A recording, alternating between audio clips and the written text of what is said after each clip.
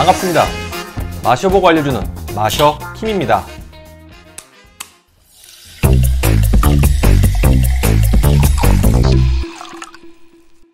자, 오늘 리뷰 음료 바로 이겁니다. 기네스 드래프트. 이 보통은 흑맥주라고 불리지만 정확히는 스타우트라는 맥주의 한 종류입니다. 이 기네스는 영국역 아일랜드에서 1759년 아서 기네스가 버려진 양조장을 1년에 45파운드씩 9,000년간 임대 계약을 체결하면서 기네스의 역사가 시작합니다. 10년간은 동네 양조장 정도의 수준이었는데 영국으로 수출을 시작하면서 유명세를 얻고 널리 알려집니다. 지금은 디아지오 코리아에서 수입을 하고 있죠. 기네스 드래프트는 영국식 영어 드래프트를 씁니다. 그래서 가끔 기네스 드래프트를 주문한 손님들이 생맥주가 아닌 병제품이나 캔 제품이 나오는 걸 보고 놀라곤 한답니다.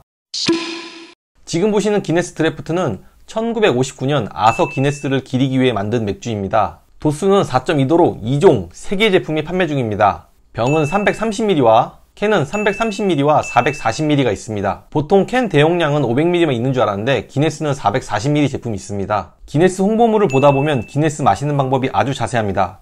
캔을 따서 한 5초 정도 놔둔 후 45도로 기울인 마른 컵에 일정한 속도로 천천히 따르다가 기울인 컵 속의 맥주 표면이 컵 주둥이에서 한 80% 정도까지 올라오면 그때부터 잔을 세워 마저 부은 후 거품과 맥주가 완전히 분리되기까지를 기다리면 된다. 정확히 119초를 기다리면 갈색이던 기네스가 점점 검은색으로 바뀌는데 바로 이 순간이 진미라는 광고를 볼 수 있습니다. 이 매우 숫자에 민감한 기네스의 모습을 볼 수 있죠. 왜 그런지 알아보면 기네스는 업계에서 최초로 수학자를 고용해 제품 관리를 시작한 회사입니다. 가장 유명한 사람은 1899년 기네스에 입사한 윌리엄 고셋입니다. 고셋은 양조 기술자들이 효모의 양을 경험에만 의지해 맥주 맛이 일정하지 않았던 것을 개선하고 최고의 맛을 내는 효모 투입량을 알아내기 위한 수학적 통계를 계산했습니다. 결과는 엄청난 대성공이었습니다. 기네스 맥주의 맛은 엄청나게 향상되었고 매출도 비약적으로 증가했습니다. 이렇게 정확한 수치에 집착하는 기네스는 성공의 지표로 수학적 통계를 이용했기 때문입니다. 이런 수치적인 계산을 대단히 신뢰하고 있는 게 아닐까 싶습니다. 그럼 이제 본격적으로 마셔보도록 하겠습니다. 기네스는 아까 말씀드렸다시피 정확한 방법으로 마셔봐야 한다고 합니다. 제가 준비한 기네스 전용잔입니다. 이 기네스 전용잔은 대체로 다른 잔들에 비해 많이 두껍고 무겁습니다. 이 온도 유지를 위해 두꺼운 잔을 쓰는 것 같습니다. 기네스 드래프트는 똑같이 따라 마신다더라도 따르는 방법에 따라 맛과 거품의 편차가 제법 있다고 합니다. 구체적으로 변화를 말하자면 거품과 맥주가 같이 입에 들어가면서 캔에서 바로 마실 때의 신맛이 없어지고 맛이 매우 부드러워진다는데 이 마셔킴이 직접 따라해 보겠습니다. 일단은 그냥 한번 마셔볼게요.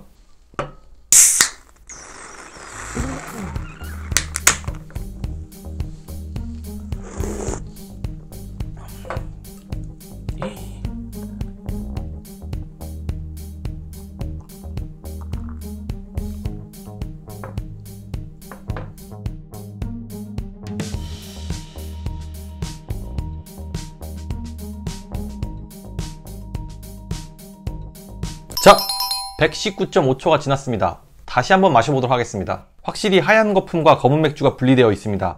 제가 첫 캔을 따자마자 먹어봤는데 맛의 차이를 비교해 보겠습니다.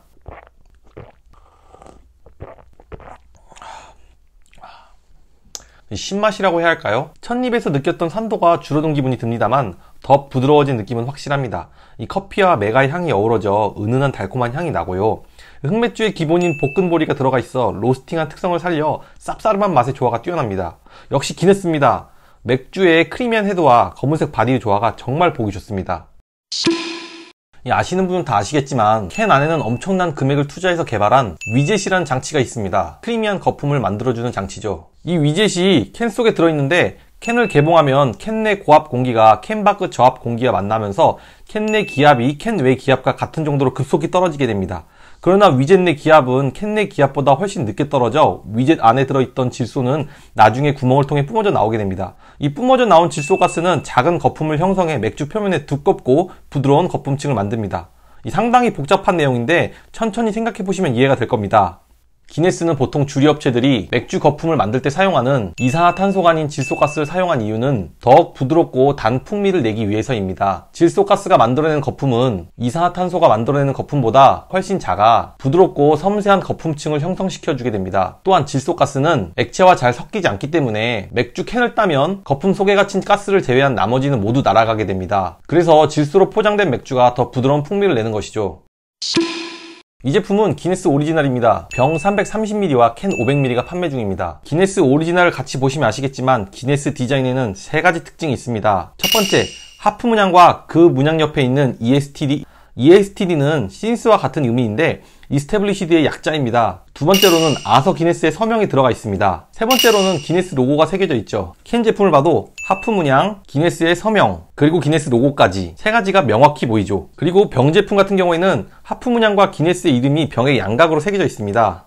이렇게까지 설명드린 이유는 사실 기네스는 술집에서 여러 흑맥주를 섞어서 기네스 맥주라고 건네지 않도록 병 주입업체에 레이블을 인쇄하여 제공한 첫 번째 주조 회사이기 때문입니다. 그럼 이제 기네스 오리지널도 한번 마셔봐야 되겠죠? 이번에는 아까와 다른 잔에다 마셔보겠습니다.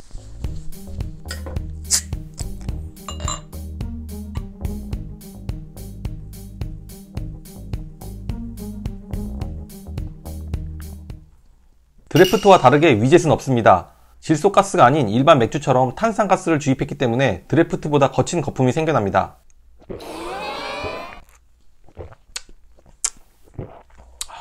쌉싸름한 맛에 깊고 부드러운 풍미가 조화를 이룹니다.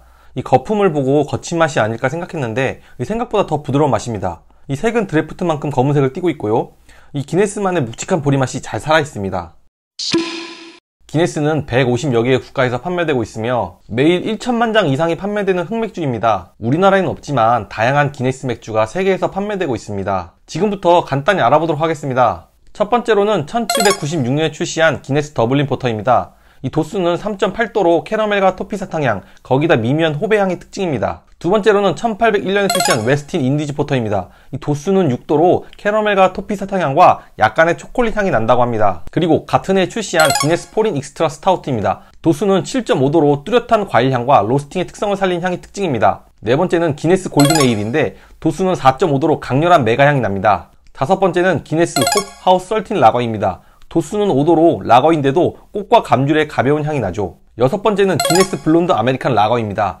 도수는 5도로 홉 하우스 썰틴과 비슷하지만 홉의 종류가 다르기 때문에 맛과 향의 차이가 있습니다. 일곱 번째는 기네스 니트로 IPA입니다. 도수는 5.8도로 부드러운 솔향기 위에 상큼한 감귤 껍질의 향이 난다고 합니다. 이 마지막으로 여덟 번째는 1944년에 출시한 기네스 스페셜 엑스포트입니다. 도수는 8도로 상당히 높은 도수인데 볶은 보리의 풍미와 카시스 베리 향이 특징이라고 합니다. 종류가 상당히 많습니다. 아마 이 외에도 한정판으로 나온 맥주가 더 많이 있을 겁니다. 최근 우리나라에선 2017년에 기네스 1798 리미티드 에디션이 6,000병 한정으로 국내에 수입됐었습니다. 도수는 9도인데 18개월 동안 오크통에 숙성된 독특한 제품입니다. 상당히 걸작이었다고 하네요. 오늘 알아본 기네스 맥주, 오래된 만큼 다양한 종류가 있었습니다. 많은 종류 때문에 지루한 설명일 수 있었을 텐데 언젠가 다 마셔볼 수 있는 날을 생각하면서 보셨다면 나름 유익한 시간이 아니었을까 생각이 듭니다. 더 나은 영상을 위해 그리고 마셔킴을 위해서도 좋아요와 구독 꼭 부탁드립니다. 감사합니다.